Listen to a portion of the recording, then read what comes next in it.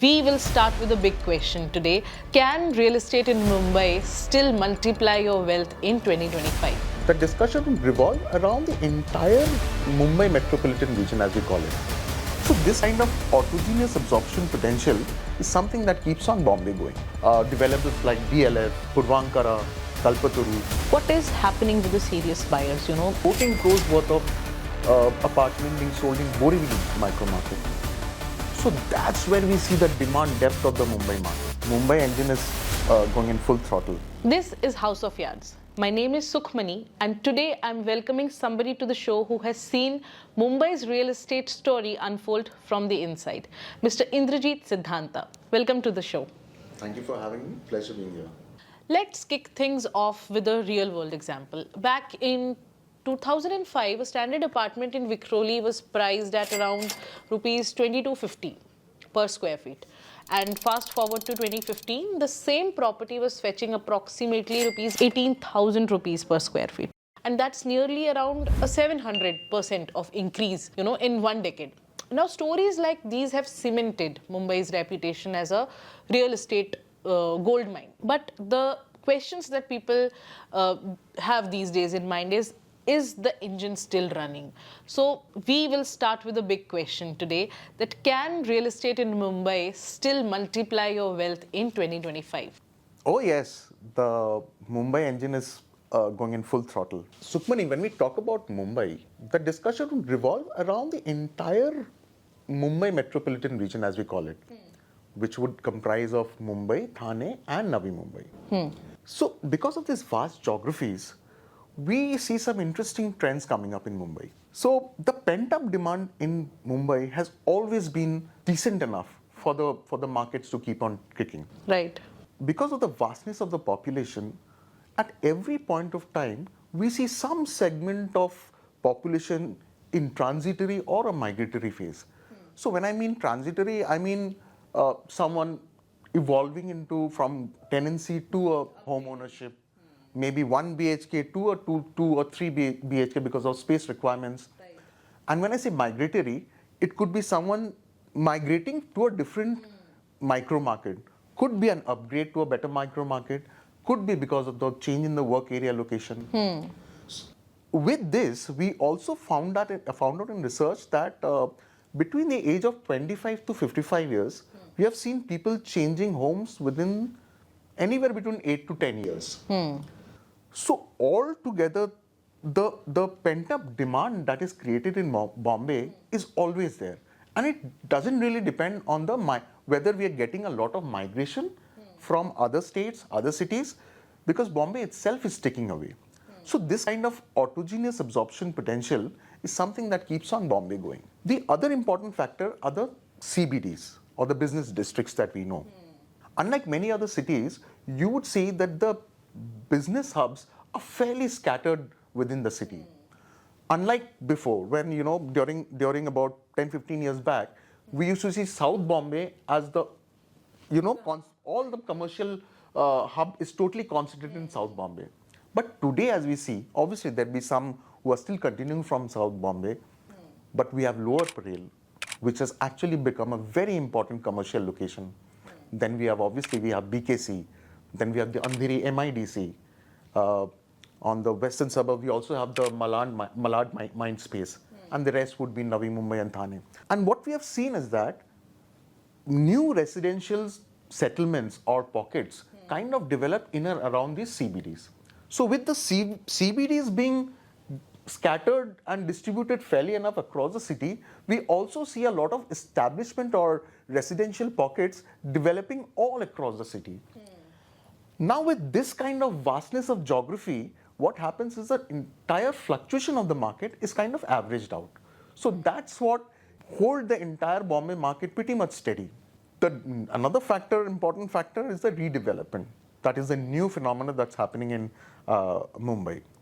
Now, Sukhmani, you would note that Mumbai has been always reeling with space constraint because one side is totally covered by sea, so you really cannot expand. Right. So the city was expanding, longitudinally or vertically rather. And we didn't see a lot of supply coming in the heartland of the city. But with this redevelopment activity where any building which is over 40 years, they need to be reconstructed as mandated by the government. So we would see a lot of quality supply coming in the heartland. Now, another interesting point which is contributing to this factor is that a lot of top-grade developers are getting engaged in the redevelopment activities. Okay. So we are going to see a flush of quality inventory coming to very strategic locations across Mumbai. So just to take the example of Lokhandwala, Andheri West, where most of the buildings were old. So now with a lot of redevelopment happening, we are seeing a huge supply of quality inventory coming into this Lokhandwala. Developers like DLF or Purvankara, Kalpaturu, all these people are coming with, through the redevelopment channel, they're coming out with extra inventory. So that is something that is going to keep the markets up. Another interesting trend that we recently noticing is that a lot of increase in the NRI interest in Mumbai market per se. We would like to attribute that to the fact that with a lot of infrastructure development in Mumbai and the availability of large-scale projects, that too by the top-grade developers, is something actually which has generated the interest in NRI customer base. So we are seeing a lot of NRIs starting to invest in Mumbai market. Right. Obviously, the rest of the development that will keep the market going are the infrastructure development, like the completion of the coastal road, the completion of all the phases of metro, which would connect the entire city more closely. So over time, we have always seen that the more commutation problems are solved, we see new settlements cropping up into new micro markets. Right. So with this kind of a scenario at this point in Mumbai, I really don't see the market slowing down anytime soon.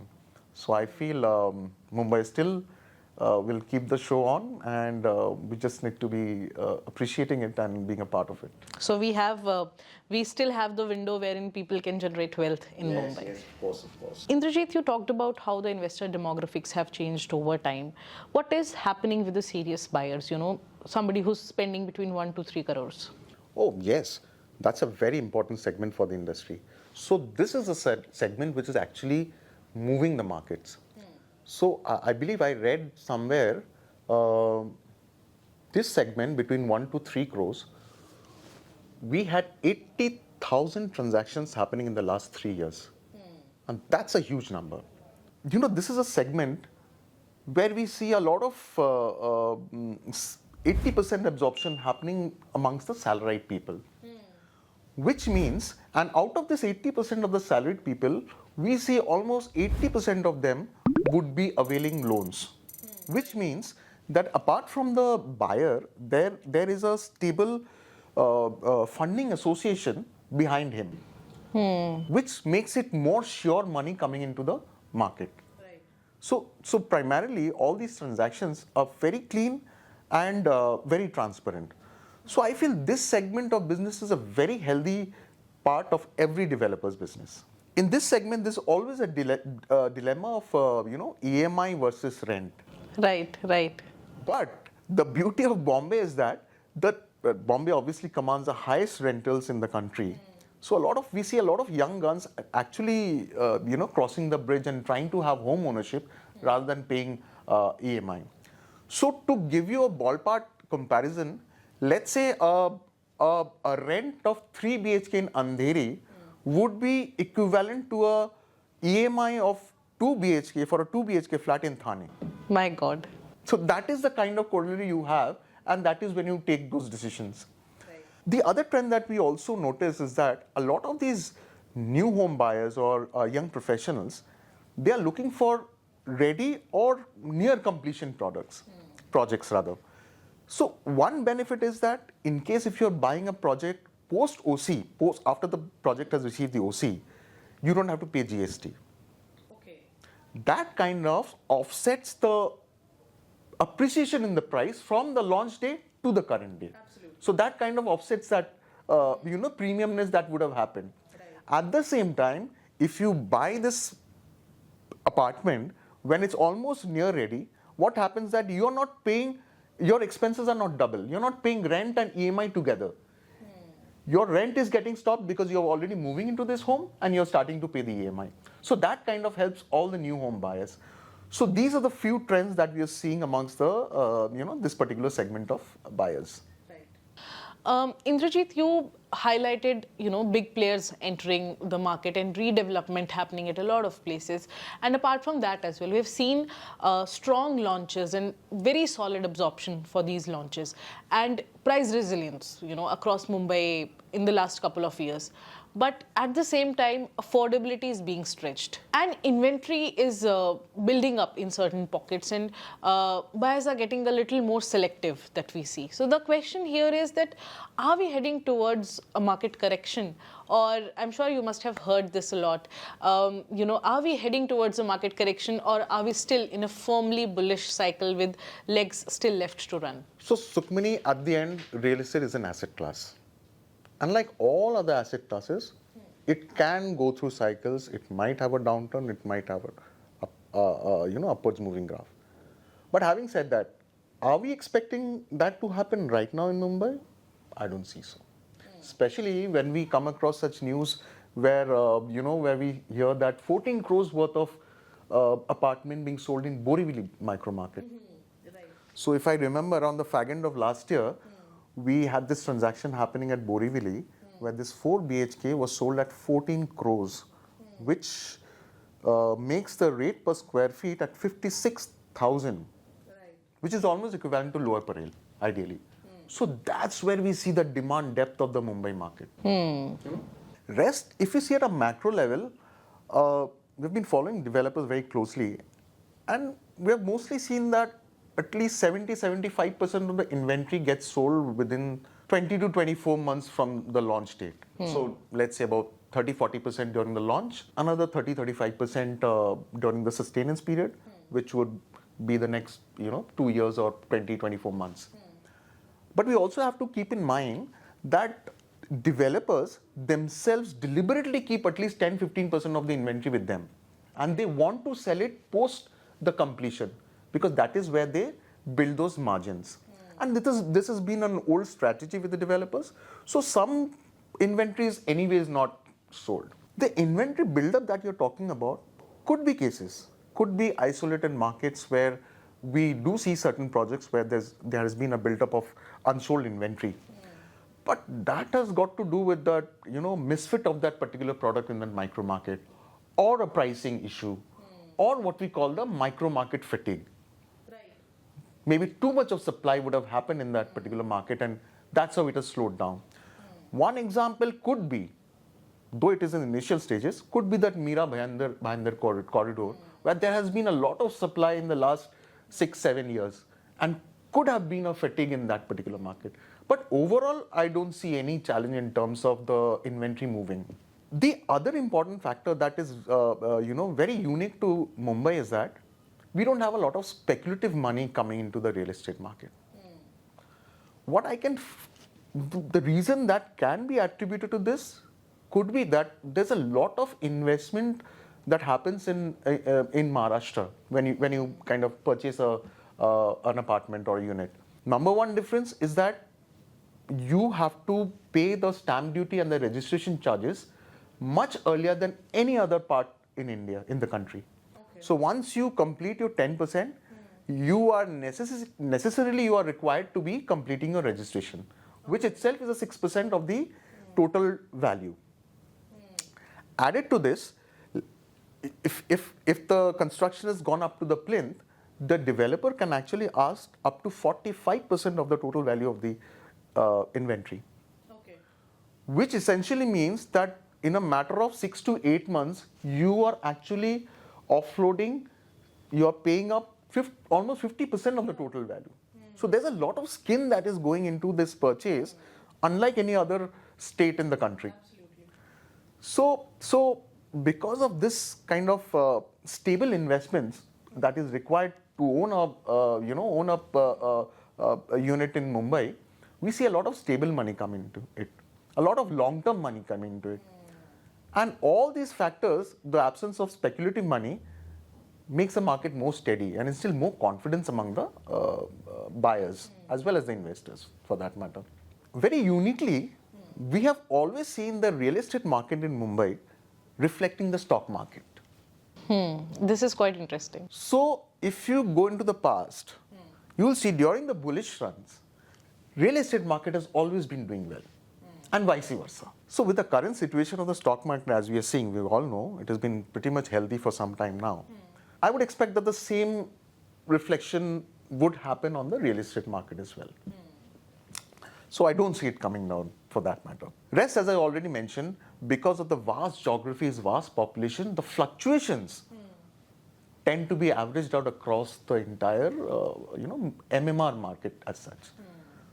So really, I don't see any correction coming in the near future, apart from one or two isolated projects that could have happened.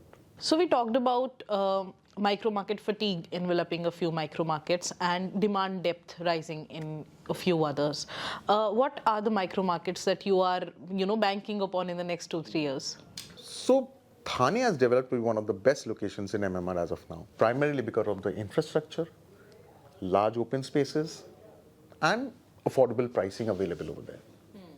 So if you see Thane, one, you have huge spaces, lots of greenery. Secondly, infrastructure has developed amazingly in the last few years, which has improved the connectivity of this particular location. So we have this Goregaon Road, then we would have the Eastern Express Highway, which would let everyone connect very easily to the mainland Mumbai city. Right. We are also seeing an increasing infrastructure for IT professionals over there. A lot of IT companies are settling down in Thane, so we are seeing a lot of job prospects coming up over there. And the best part in Thane is that you get both, you get inventory on both ends of the spectrum. Do you have an affordable housing at one end, and you have the most premium projects coming up in Thane, like let's say the Lodha LNR, they just launched it. So because of the availability of a wide range, people can pick and choose as to which bracket they want to get into the real estate market. So I feel Thane is a potential market where we see a lot of value coming up in the next few years. Especially, I think, like you highlighted, it is becoming a complete, cosmopolitan on its own when it comes to IT companies coming in and, from affordable ones to luxury ones coming in. So currently we are seeing on average the rates in Thane is anywhere between 18 to 20,000 per square feet, which is a wonderful rate at this point of time, and we feel it has lots of potential to increase in the coming future. Right. So that's how Thane becomes one of the primary markets to look at in MMR. What other markets would you like to highlight? The other market would be Navi Mumbai. Okay. So in Navi Mumbai, obviously there is a joke that goes around in Mumbai that the airport story has been going on for a long time. But I still believe now that the airport is just about to be operational, I see a lot of interest coming in. But more than the airport, Navi Mumbai is a beautifully planned city. Lots of greenery, wide roads, large open spaces. So if I say, Sukhmani, if there is any quality life that is there, quality of life if you need to find in MMR region, it is Navi Mumbai. We know there are lots of business districts that has already been established, like Vashi, Belapur, Taloja. And now that the connectivity is also improved with the Palm Beach Road, or even for that matter, while going to Pune, if you use the expressway, there's a lot of connectivity improvement that has happened where Navi Mumbai is getting connected. And obviously, how can I forget the Atal Setu, where it's directly getting connected to the Mumbai city. We are seeing a lot of financial sector companies as well as IT companies setting shop over there. So I would like to believe that job opportunities would increase. Right. And with this airport operational, I see a lot more business interest going into this market. And it's a virgin market at this point of time. So we are seeing a lot of commercial projects coming up in Thane. And it's not in Thane, sorry, in Navi Mumbai. And I feel it is going to do very well in the next 5 to 10 years. And I see high appreciation happening in Navi Mumbai as such. So currently we are talking about the average rate somewhere between 12,000 to 13,000. On one end, we do have projects which are at 50,000 square feet also. the premium ones. But then we have the base ones as well. Right. So somewhere the average is anywhere between 12 to 13,000, which makes an excellent entry point to this particular market. And things are going to improve more now that the airport is going to be operational. There will be a lot of activities happening in and around Navi Mumbai. Right. The other important market to look at is Kanjurmarg because of its strategic location. So staying in Kanjurmarg is like you enjoy the lifestyle of Powai, but you're paying much lesser rates. Right. That is the advantage of Kanjurmarg.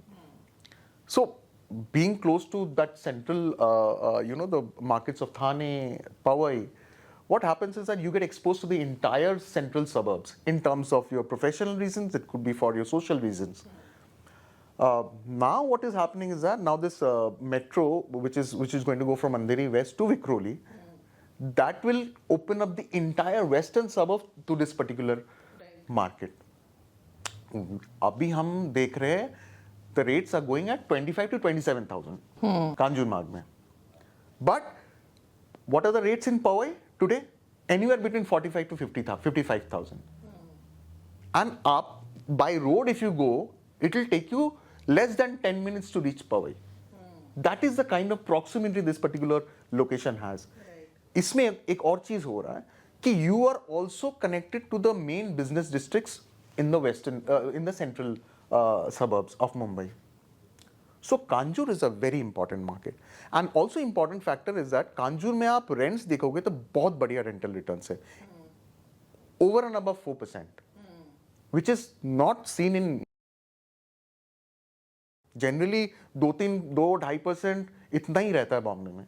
But in Kanjur, because of a lot of people, working professionals, trying to get apartments on rent in Kanjur, the rentals have shot up. So your ROI is huge.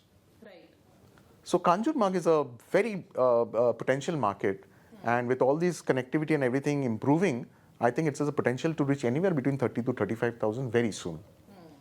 So that is the kind of potential Kanjur has. The next market to look out for would be Panvel. Panvel story is more or less like Navi Mumbai, where similar superb infrastructure, connectivity is amazing. Atal Setu connecting that part of the city to Mumbai city. Options of affordable housing. So currently, what we see is that the rates average anywhere between 8 to 9,000. But now again the same story with the Navi Mumbai airport coming up, a lot of business districts happening, building up in Navi Mumbai as well as in Panvel. We see that rates going up very soon. Maybe in the next 5 to 7 years, we would see a lot of appreciation happening in Panvel. So Panvel would be a market to watch out for. Another interesting market that I would name in this show is Goregaon. Not many people would actually talk about this, but Goregaon, primarily the eastern part of Goregaon, seems to be very exciting at this point of time. Primarily because of this GMLR that is being constructed. This GMLR is the Goregaon Mulund Link Road. So that will open up this entire central suburbs again to a market which is on the western suburbs. So we are already seeing a lot of complexes, commercial complexes coming up, like Morgan Stanley. You would see, if you happen to pass through that area, you would see this shiny facade building of Morgan Stanley, which is quality commercial complex. So I would like to believe that with these kind of commercial complexes being developed in this particular area, I would like to believe that a lot of corporates would also start having interest in this, not tapped. This particular market is not tapped yet well. So we would see currently the rates hover anywhere between 27, 28, 29. But if all these things are built and the JMLR, when you get connected to the central suburbs, I think that this particular area is going to be really exciting for investors as well as residentials. It was quite interesting, Indrajit, when you said that micro markets like Goregaon or Navi Mumbai, they are emerging and evolving as self-sustainable cosmopolitan hubs these days, with a mix of residential and luxury projects emerging, and also, IT companies coming in there. But if we take these projects out of the micro markets and if we see them, as a whole MMR region, on one end we see 8 to 10 crore homes in South Bombay or Bandra selling out at pre-launch, and on the other hand we have sub 50 lakh inventory in the same, extent suburbs, they are also moving faster than what we had expected. So what is driving this barbell effect? This could be compared to a K-shaped recovery. So what happens in a K-shaped recovery is that post a downturn, different parts of your economy recover at different times, rates and magnitudes. So it simply reflects the differential impact that particular cause had on different parts of the economy. So I'll explain. हमने pandemic में क्या देखा? So as soon as pandemic hit us and hygiene became very important, people started striving for personal space. The working professionals, they used to probably stay with their office mates in a similar complex or a similar apartment. The first thought that came to their mind, भले वो एक 1 BHK हो, at least लेकिन personal space हो. That's how the recovery started. But very soon we saw the demand for 2 BHK started going up. Because people then started thinking ki next, because this is going on. This particular phenomenon, pandemic, the hygienity, the cleanliness and everything that had to be maintained during that period of time had to be continued. So लोगों ने आगे की सोचा, okay, then I have to stay in this kind of a scenario for the next 8 to 10 years maybe. So the thinking went to that level. Then the family inclusion came in. So people started looking at a 2 BHK or a 3 BHK. And today as we speak, in the main heartland, the main centers in MMR, let's say the western suburbs or a Thane, in certain micro markets, 3 BHK, demand for 3 BHK has actually surpassed 2 BHK. So what we are seeing over here is different parts of the housing real estate industry probably took the similar trajectory, but at different time periods, they recovered. So that's how we see it going. So coming back to your question, yes, there has been a lot of demand. We see a lot of demand increasing in terms of the luxury segment. We can attribute it to the fact that the economy is booming in India, liquidity is easy, and to a certain extent, because of this healthy stock markets, a lot of these better margins, profits are getting parked in real estate is something that I would like to believe. Another factor that can be contributing to the rise of this luxury segment is that I feel a lot of these first wave tech companies or the new startups, they have started giving ESOP exits to their senior management. Okay. A lot of these liquidations of ESOPs, that money is actually coming into real estate. Right. So these are the few factors that are driving the demand. Developers have also very smartly realized that they cannot make their project a portfolio. They have to segregate the buyers depending on their budgets. Simply because the demands from different segment of buyers are different. So to give those extra services, there's a premium. And segregation and different pricing was the only option. So today you will see a lot of these luxury launches that are coming in the market would primarily be limited to only 3.5, 4.5 BHKs. They completely moved out the entire gentry of lower budget. And if I look from the consumer's point of view as well, every consumer would like to move into an ecosystem which is familiar to them. Right. Because today, your neighbor, your society, the project where you stay, these are these would build up to be your extended family. Right, your right. kids are going to grow up in the same environment. So today, this factor has become a very important factor for buying. Because people want to associate themselves with people from similar stature of life. Could be professional, could be social. And hence, the appetite for luxury segment is fairly decent now because people have realized it and they are ready to pay that premium for getting this kind of an environment. Right. Sub 50 lakhs is obviously the segment that moves market, which we discussed earlier during the earlier part of our discussion. And I also mentioned that, I think I mentioned 50% of the volumes are actually controlled by this particular segment. Not exactly sub 50 lakhs, but up to 1 crore, 1.5 crores. 50% of them. So that is the kind of important this particular segment has. And you would always find an appetite. Primarily because that would be the flavor for new home buyers. And secondly for investors. Because the ticket sizes are low. True. So eventually, sometimes you actually end up getting better ROI when the ticket sizes are low. Absolutely. The other factor that has contributed to the growth of this particular, or not contributed, I would say, has kept the momentum up in this particular sector is the infrastructure development. So today, when a Navi Mumbai gets easily connected to Bombay, then why won't I stay there? Right. Why won't I stay at Panvel? If my travel time is cut down by, let's say, half an hour, why won't I do that? True. When I'm getting an affordable price over there. So infrastructure has been a big factor for the growth of this particular segment. I mean, let's say Dosti Greater Thane is this project in the affordable housing segment. They launched in 2022. Today, as we see it, after 3 years, they have sold 5,000 units. One project, 5,000 units. That's At great. launch, they had sold 1,800 units. Wow. That is the kind of, when we were talking about the demand depth, this is the demand depth. Great absorption. Great absorption. In Borivali, you're having one unit going at 56,000 square feet. And here in the affordable segment, you have 5,000 units getting sold in the last 3 years. That is the kind of depth that Mumbai market has always had.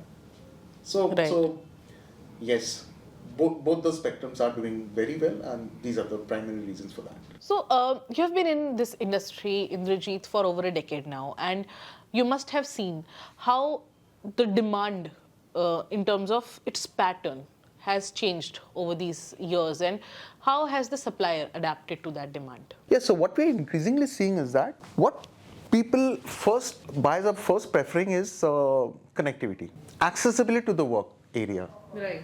So with a lot of infrastructure development in Mumbai, a lot of these remote places are well connected now. So the first important point is super connectivity to the workplace or any particular area which is important to that particular buyer. Second, we were talking about that people tend to change homes every 8 to 10 years. So that means they're looking at a 10-year horizon in terms of choosing a particular apartment or a unit.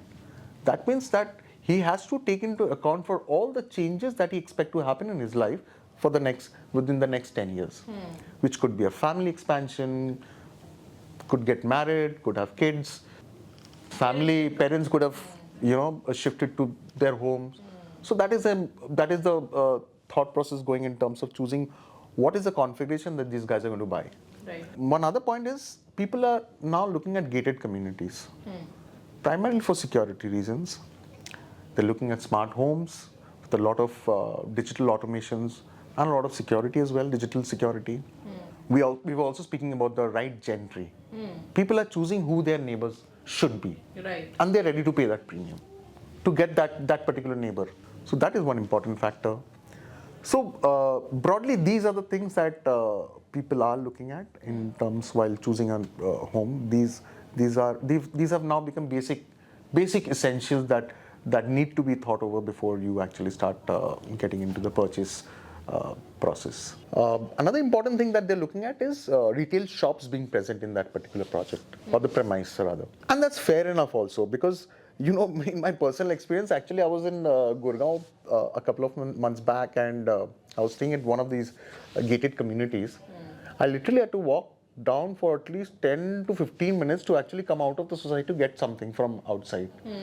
So I feel it's a very justified ask that people are looking at retail shops within the premise. So that's an important factor. I think it is, you rightly highlighted how the demand and the supply are both being adapted to with the current scenario. But if we go towards the other side of the picture, today's buyers are not walking into sales offices with brochures. They are booking site visits on Instagram, comparing, project on portals, and in some cases even exploring fractional ownership. And Gen Z, particularly, I would like to highlight, is approaching real estate like they would maybe some tech product. They want access, they want flexibility and digital first experiences. So how much tech do you think is changing real estate and how it is being bought in Mumbai? And is the industry truly ready for this new buyer?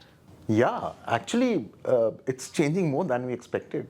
So today we see buyers are just not looking for online listings. They're looking at real experiences. They want to experience the home that they want to buy, even though there is not a single brick. And it is no longer a nice to have kind of a condition, essential. मतलब ये expect ही करता, buy given ये तो रहेगा ही types. Right. So to speak of, sample flats have always been a big hook for sales. Primarily because we would be able to give that experience to that particular home buyer as to how his home would feel like. But having said that, in today's time, I feel now the buyers are more associating themselves with digital experiences. Today, for them, a digital representation is much more relevant than anything else. So digital platform becomes very essential these days. And obviously digital has its own benefits. It takes much lesser time to build these modules. It is much more cost effective. And you would be able to give a 360 degrees experience to that particular buyer, just not limited to that one apartment of his. How would you feel when you walk through the canopy garden that is going to be, constructed in a particular project? You're giving him the real feeling. How would the view be from the 34th floor? Physically, you won't be able to give because that building doesn't even exist when this particular buyer is buying. Digitally, you'll be able to give them. Right. How will the view be during a daytime and a night time? These are the things that digital platforms help us bring in. So primarily digital will help you encompass all these experiences, and I feel the buying experience would be much richer than what it is today. At squareyards per se, through one of our group companies, which is PropVR, we have designed an elaborate walkthrough for the buyers, where we let the buyers wear this VR headset and walk through that particular project that he's interested in. And it enriches the entire buying experience in the first place. So that is what we're doing. Even for interiors, for that matter. So once a design or a layout has been finalized by our interior customers, what we do is actually show him how this entire layout, all the different items when placed in the right place, how would the entire macro picture look like. So that gives him that brings in that trust. Right. When you see these things, when the customer experiences exactly, this is how it's going to look. So the decision making is much more firmer. There are a lot more lesser changes in future execution, and that helps a lot. And these are no longer optional. These are like baseline expectations from this particular generation. And if you're not able to give, these customers are going to go to somewhere where they would get these experiences. So, millennials had taken the home buying into a particular different, stage. But the Gen Z is taking it to a different level altogether. They need clarity, they need speed, they need flexibility in their choices. So overall, unless you are migrating into a digital experiences, you would not be able to cater to the expectation that this particular generation has. Right. So that's what we are doing in squareyards, where we are trying to build in all these modules and digital journeys, where the entire buying experience is much more enriching than what has happened in the past. So that's how we are adopting ourselves to this particular generation. Right. All right. Let's wrap with the real takeaway for our viewers. If someone's sitting on a 1 to 2 crore today and he either wants to live smart or invest smart in Mumbai, what is your blueprint? How should he or she approach today's Mumbai market in 2025? So when we look at buyers, primarily we have two bigger categories, which is one would be an end user and one would be an investor. So let's talk about end user first. If you're an end user, the first thing that you need to decide is what configuration you want to buy. Is it a 1 BHK or 2 BHK, 3 BHK, depending on different situations of your life. Once that's done, the next point to be decided is micro market. which micro market is going to work for you.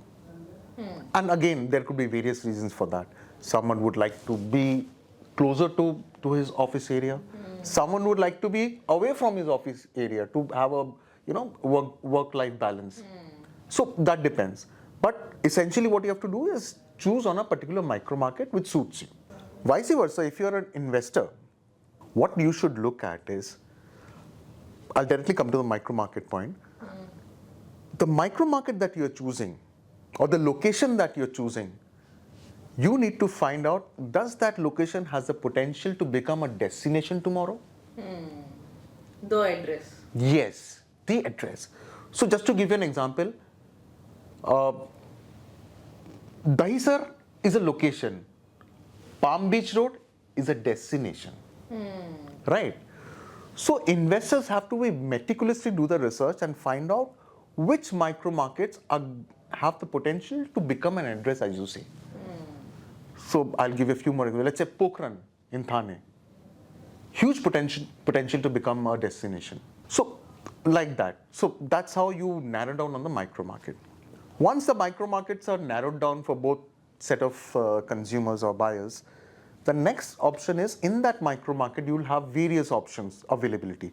There could be houses with same configuration but a different price level, depending on which grade of developer that you are looking at. So finally, you have to narrow down to 2, 3 considerable projects where you feel that these particular projects are suiting most of your requirements. Then the most important step starts. Once you have these 3, 4 considerable projects, essentially what you need to do is go to MahaRERA website and check for all the details about that project. So MahaRERA is one of the most effectively implemented RERA in this country. And I think we all should be taking benefit of it. We should go thoroughly through all the approvals that government has, whether the project has all the approvals or not, whether the land has a clear title, whether there is a banking partner who's actually funding them. That is an important factor. So all these things need to be checked very thoroughly by all sorts of investors, and all this data is available on the MahaRERA website. And people in different locations in different states can go to their particular state RERA website. Exactly. So since we are talking about Mumbai, we are talking about the Maharashtra RERA.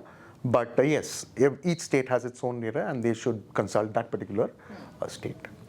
Once that is done, you more or less, you're clear. And then you start directly jumping into the site visits, understanding the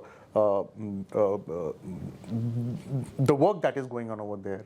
It is also essential to remember to check the history of the developer, the delivery history of the developer.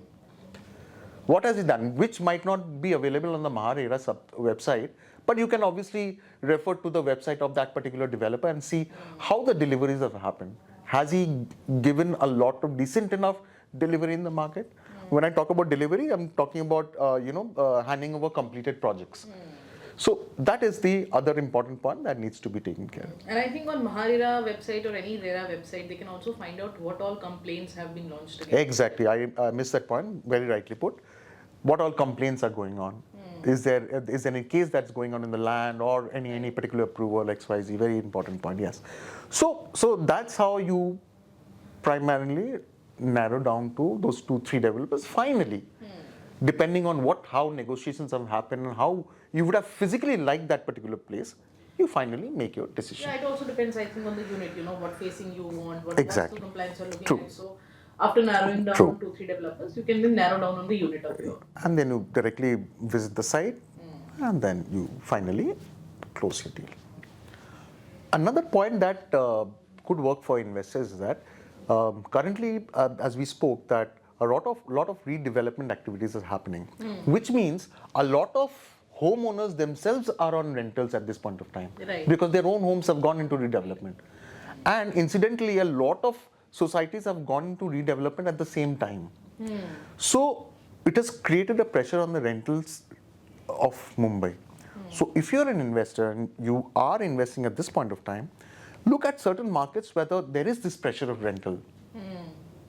In case if you're going for a completed project or a near completion project which could be put on rent very soon, then you should look at such markets. But is it a long-term thing?